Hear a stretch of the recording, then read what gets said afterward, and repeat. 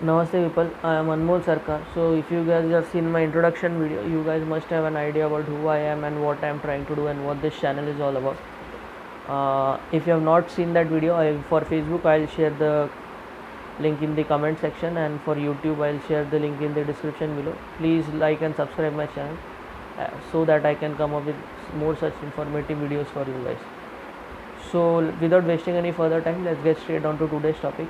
In last video we have seen about how this Dravidian race was invented by, an overview of this, how Dravidian race were invented by, and who were the Indologists behind it. So in today's video we will go into in-depth analysis of who were this, what we say, Indologist, and which Indologist tried to do what. So in today's video we will see that Hodgson invents Tamulian. So if we see the chart which we had seen in the last video,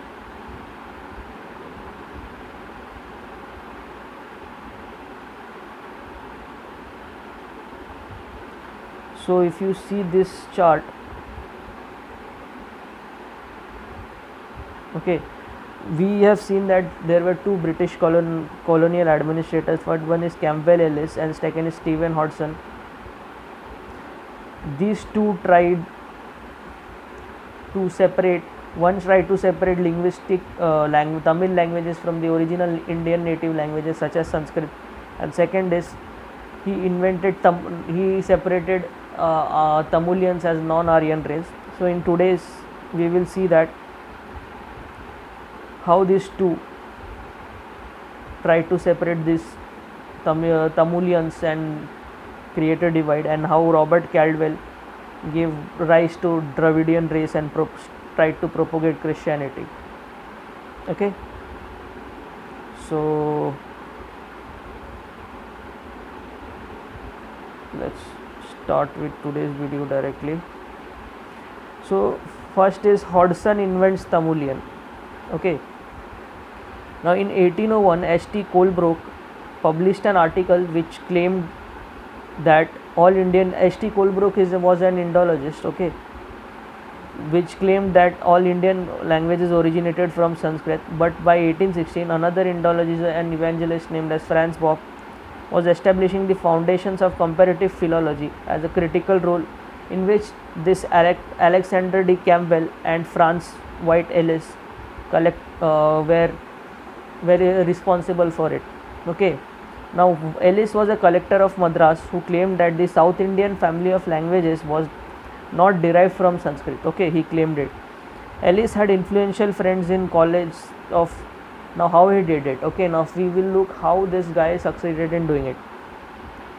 Ellis had influential friends at College of Fort St. George in Madras at that time, which was an active center of producing colonial knowledge about India and reaching new officers arriving in India. Okay, now Trotman is another Indologist. Trotman refers to this as Madras School of Orientalism. There was rivalry between Calcutta and Madras schools of colonial Orientalism. Ellis explicitly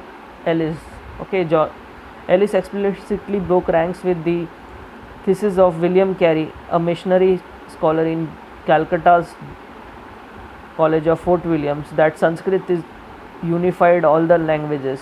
Okay, now this guy Ellis studied grammar and the grammar of Telugu and Tamil languages, and he tried to create that they had a non-Sanskrit oriented. Now if you have seen my previous videos, you guys must have noticed that I have talked about this mosaic ideology, where the Indians were the descendants of Ham and Noah was cursed. We all know that mosaic ethnology. Now they use this mosaic ethnology, which had been well established by that time. Ellis claimed that Tamil is connected to Hebrew and also with ancient Arabic. Their logic was that William Jones considered Sanskrit to be the language of Ham. Others scholars claim that Sanskrit were descendants of Noah's older son Japheth. Now by elimination, process of elimination, he claimed that the Dravidian people are the son of Shem, the second son, because as we said that Aryans who came from outside were the son of the oldest oldest descendant Japheth, and the non-Aryans, which were Darish, the black people, or the Dalits, or the various tribes, were the son of Ham, the dark-skinned people. And so the Dravidian people are, by process of elimination, they claim that Dravidian people are the descendants of the second son Shem. Okay. Now this is how they succeeded in. This was the Hudson's, what we say, role in separating the Tamil languages from the Sanskrit origins. Now second we come is Caldwell. He separated the Tamils, or when Max Muller and Risley classified as Indian natives as Aryans and non-Aryans, this guy Caldwell said that non-Aryans are basically Dravidians. Okay, so this is Bishop Caldwell was a missionary in the South India who developed what flourishes now in Dravidian identity. Okay, so what he did was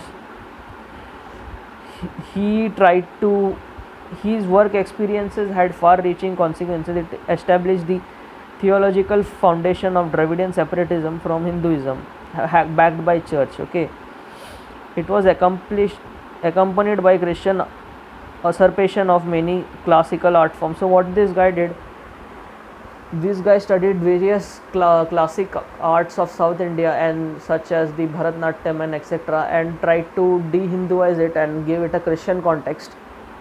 He also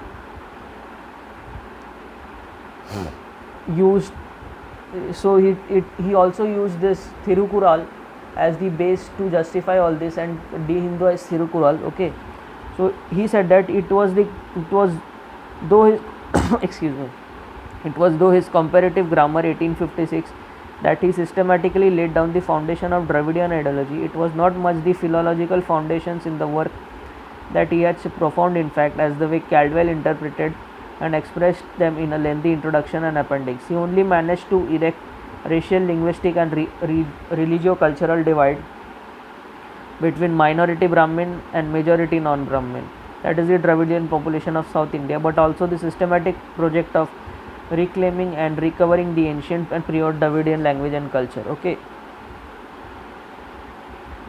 now another important Tamil racist politician, Chandra Mahapalli, a Christian scholar and a racist politician, said that South Indian culture of non-Brahminism drew its inspiration from Dravidian ideology. This ideology posited a distinct linguistic and racial identity for South Indians. Non-Brahmin agitators pitted the Dravidian cultures, which was most championed as the Tamil language, against Hindu, Aryan and Sanskrit cultures from the North champions of Dravidianism and non-Brahminism. They drew upon the culture of linguistic resources provided by the missionaries such as Robert Caldwell and G.U. Pope. Okay, so this is how they laid the foundation for the theory that the North Indians Brahmins are cunning, and they exploited the South Indians and pushed them back to the southern part of India, who were the original inhabitants of India. That is what they claim, which is not true.